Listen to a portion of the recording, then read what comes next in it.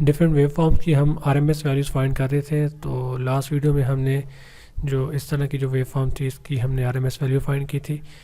तो उसके बाद हम जो एग्जांपल है इसको अभी एक सॉल्व कर रहे हैं। ये एग्जांपल एक्चुअली अलेक्जेंडर एंड सेडिको की जो बुक है वहाँ से ली गई है, एग्जांपल 11.8, ठीक है। और वो हमसे ये कह रहा है कि the wave form shown in figure 11.16 is half wave rectified sine wave, ठीक है। हाफ वेव रेक्टिफायर है और है किसकी है, साइन वेव की है।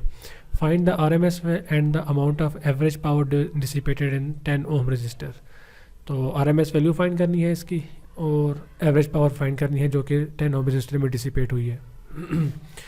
अब देखें सबसे पहले अभी तक जितने भी हमने प्रॉब्लम सॉल्व किए हैं उसमें हमने टाइम पीरियड जो है वो सबसे पहले फाइंड किया है। तो देखें ये सिग्नल यहाँ पे स्टार्ट हुआ और उसके बाद यहाँ पे आके इस 2 पाई पे आके इसने अपने आप को रिपीट करना स्टार्ट किया, ठीक है। तो टाइम पीरियड हमारा कितना हो गया, 2 पाई का। सो t इक्वल टू 2 पाई। अब देखें ये हमारे पास टोटल टाइम इंटरवल जो है वो 2 फंक्शंस पे डिपेंड कर रहा है, ठीक है। एक फंक्शन जो है वो उसका 0 से पाई तक, ये एक हमारे पास ये आधी वेव है, साइन वेव, और उसके बाद ये सारा का सारा फंक्शन जो है वो 0 है, ठीक है। तो 2 वैल्यूज हमारे पास आएंगी इंटीग्रेशन की, from 0 to pi and from pi to 2 pi. अब आपको पता है कि इंटीग्रेशन जब हम करते हैं तो जहाँ पे आपके पास सिग्नल की वैल्यू नहीं आ रही, 0 आ रही है, तो इंटीग्रेशन ऑफ 0 जो है वो आपको एक 0 ही दे देगा। तो हमें इस साइकिल के लिए फ्रॉम पाई टू 2 पाई हमें इंटीग्रेशन करने की नीड नहीं होगी, ठीक है। सो यहाँ तक आपको जो चीज़ क्लियर हो जानी चाहिए वो ये कि टाइम पीरियड आपका 2 पाई है, लेकिन इंटीग्रेशन हम कहाँ तक करेंगे, जस्ट पाई तक, क्योंकि इसके आगे हमारा सिग्नल जो है वो एरिया की वैल्यू 0 आ जाएगी। तो एरिया 0 आ गया तो आरएमएस वैल्यू भी 0, एवरेज वैल्यू भी 0, अंडर रूट ऑफ 0 भी 0, ठीक है। सो इस तरह से हम जब हमारे पास ऐसा सिग्नल आ जाए जिसमें ये वैल्यू 0 हो तो हम अपना टाइम सेव करने के लिए हम इसकी इंटीग्रेशन को डायरेक्टली 0 पुट कर सकते हैं, ठीक है। तो उसको हमें फाइंड करने की ज़रूरत ही नहीं।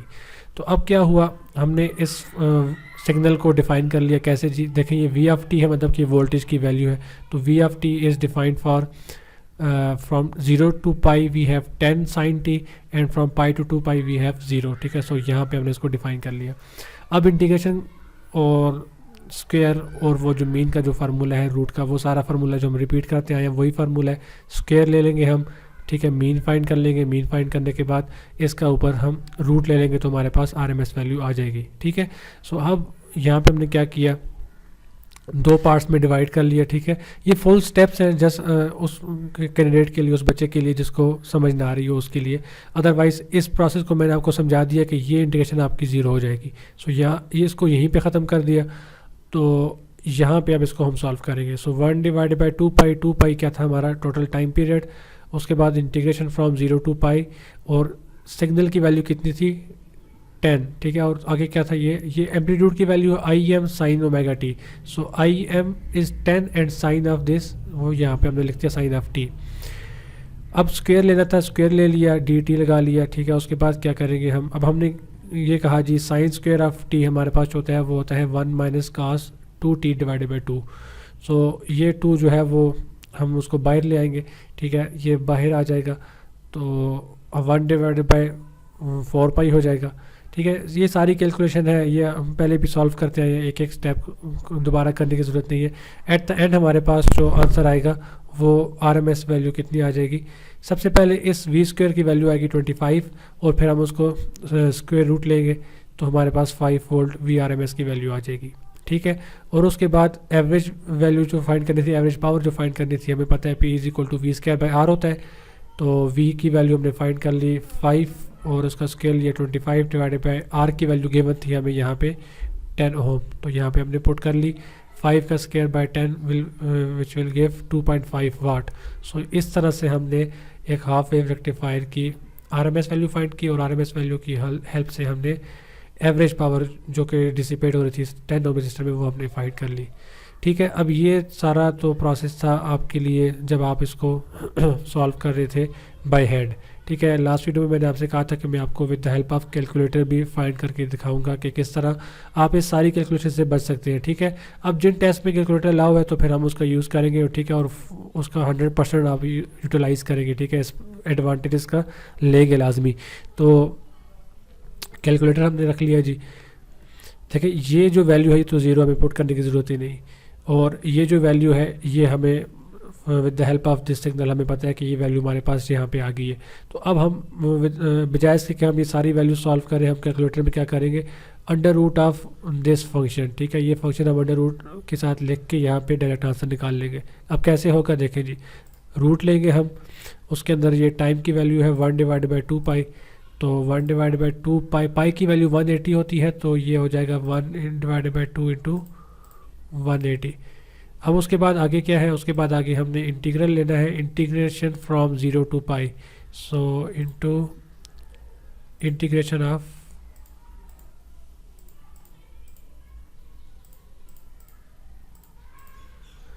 ज़ीरो टू पाई, ठीक है। सो पाई की वैल्यू कितनी है 180, यहाँ पे मैंने 180 पुट कर ली। और अब यहाँ पे हमने पुट करना है अपना सिग्नल, ठीक है। एक्चुअली मैं यहाँ पे लैपटॉप में यूज़ कर रहा हूँ, लेकिन जब आप इसको अपने कैलकुलेटर में करेंगे तो ये बहुत इजीली यहाँ पे आप पहुँच जाएंगे। तो उसके बाद 10 साइन ऑफ टी का स्क्वायर, ठीक है, सो 10 साइन ऑफ टी का स्क्वायर, ठीक है। यहाँ पे कैलकुलेटर में हमारे पास x है, तो इसका होल स्क्वायर मैंने ले लिया, तो ये वैल्यू पूरी हो गई हमारी। इसको मैं इक्वेट करता हूँ, तो ये मेरे पास देखें 5 वैल्यू आ गई जो कि हमने यहाँ पे फाइंड की थी, VRMS इक्वल टू 5 वोल्ट। सो देखिए अब जस्ट आपने ये फार्मूला एक दफ़ा इसमें पुट करना है और जस्ट 1 से 2 दफ़ा आपने प्रैक्टिस करनी है, ये वैल्यूज़ इनपुट करनी है इसमें, कैलकुलेटर में इतनी मुश्किल नहीं है, ठीक है। हमें यूनिवर्सिटीज़ में ये चीज़ें सिखाई नहीं जाती कि किस तरह से आपने कैलकुलेटर की हेल्प से इंटीग्रेशन परफॉर्म करनी है, ठीक है, सॉल्व करना है, हमारा टाइम बच जाए। लेकिन ये है कि ऑनलाइन दरगाह पे इंशाल्लाह आप लोगों को वो ट्रिक्स जो है वो बताई जाएंगी कि इंशाल्लाह आप सारी लाइफ जो है इसको नहीं भूलेंगे। और ये देखें हमने VRMS फाइंड कर लिया 5, अब VRMS आ गया तो 25 या फिर 5 का स्क्वायर डिवाइडेड बाय 10, सो 10 ओम हम कर लेंगे तो 2.5 वाट्स हमारे यहाँ पे आ गए। सो देखा आपने कि किस तरह with the help of calculator हमने इस वैल्यू को with in a second find कर लिया।